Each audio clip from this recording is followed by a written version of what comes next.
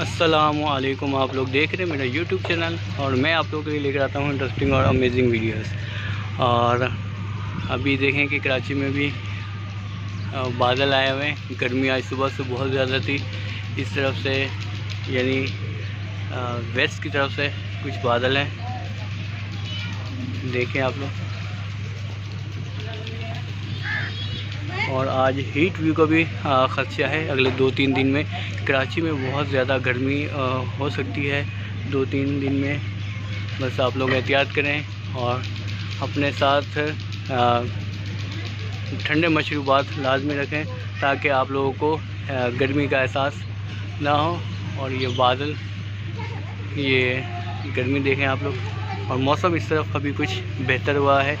आप लोग दुआ करें कि अल्लाह ताला से कि रहमत वाली और बरकत वाली बारिश अता फरमाएँ। ये देखें आप लोग, कराची में इस वक्त हवाएं चल रही हैं मगरिब की तरफ से।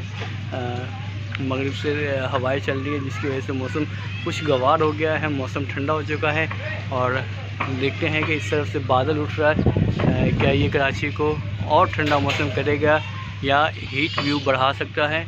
तो वैसे महकमा मौसमियात ने 2-3 दिन के लिए कराची में हीट व्यू का सिस्टम बताया है। बस आप लोग ख्याल रखें, अपने साथ ठंडे मशरूबात रखें। और कराची में आने वाले कुछ दिनों में बारिश की पेशन गोई भी है क्योंकि मानसून का सिस्टम स्टार्ट हो चुका है।